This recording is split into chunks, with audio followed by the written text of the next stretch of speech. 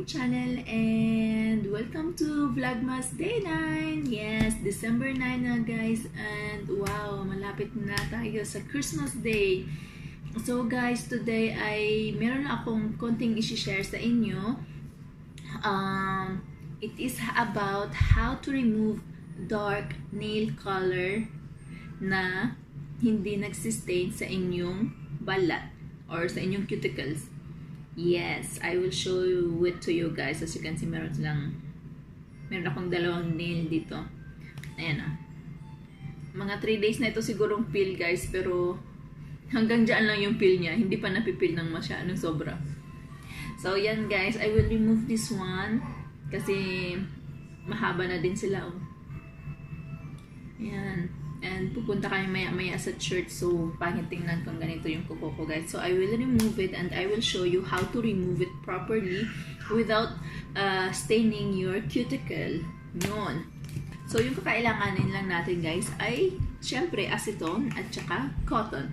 Mayroong iba guys naglalagay sila ng oil sa paligid ng kanilang kuko kung saan para hindi daw ma-stain yung kanilang cuticle. Pero, pwede naman mangyari na hindi mag-stain yung inyong cuticle kung marunong kayong mag-adjust ng inyong acetone and kung paano nyo kukunin sa kuko yung kulay. So guys, ito na siya. Yung ating cotton, acetone at saka yung ating cotton. So, first of all dun guys, ay syempre, ikukuhan mo lang yung cotton na maliliit na cotton guys. Yan. Ganyanin mo lang guys. Kailangan natin ng 10. Or 5 lang guys. 5 lang muna. Yan. And then, so ito na siya. Kailangan natin ng 5 cotton pads. Kung meron kayong pads. Ito, acetone. And kailangan lang natin ng acetone guys na tamang-tama lang yung basa niya sa cotton. Yan. Yan. Kapag ka-press mo, walang natutulo guys, di ba? Yan. Yung basa lang talaga yung cotton at hindi basang-basa kung saan nagtutulo yung acetone. Hindi natin yung kailangan eh. And then, what we will do is put it on your nail bed.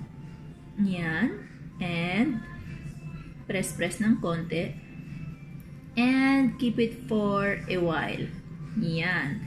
Ang purpose natin dyan guys is sinusoak natin yung color. Yung nail, sinusoak natin yung nail polish para mag-soften siya. Okay. Ito niliitan ko yung isa guys. Okay. So, ganun din ang gagawin natin sa ibang cotton. Yan. Yan. Yung tamang-tama lang yung basa niya guys. Kasi kung sobra-sobra, so may tendency na pupunta talaga siya sa ating cuticles at magkukulay yung ating cuticles. Di ba? Simple as that.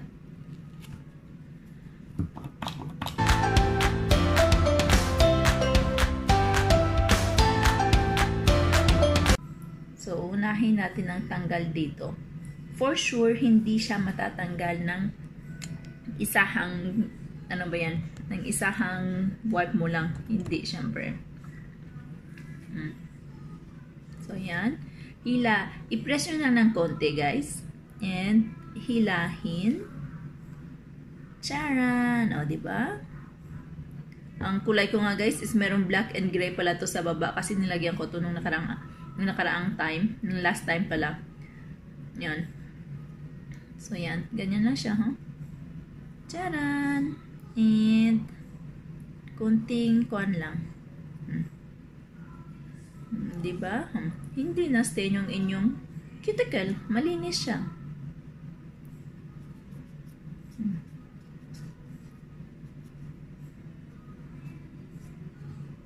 Okay. Yan lang. Kadali lang guys. Yan. O, diba? Then, syempre, gamitin nyo yung malinis na part ng cotton. Panglinis ng rest ng natirang kulay. Yan lang siya kadali. You see? Okay. Press ng konti. Hila. And charan! Magic. Magic talaga. So, ganyan lang guys kadali. Ang importante doon ay hindi basang-basa yung inyong cotton. Kasi kung basang-basa guys, talagang mapupunta sa cuticle yung mga kulay, di ba? Yan. Yung kulay pala. Yan. So, di ba? Ang galing.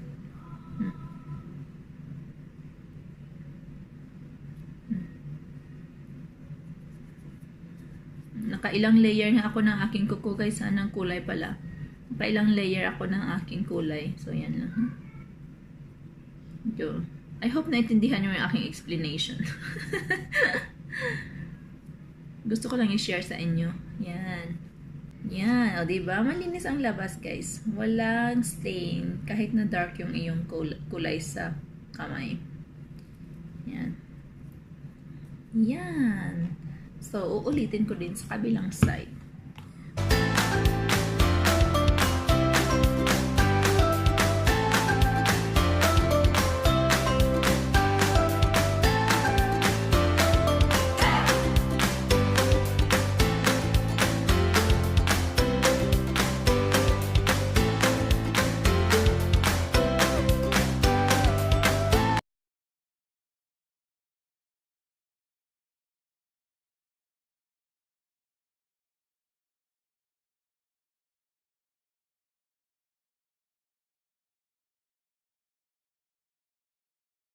So, yun guys. Sana naintindihan nyo yung aking explanation and nagustuhan nyo yung aking video for today.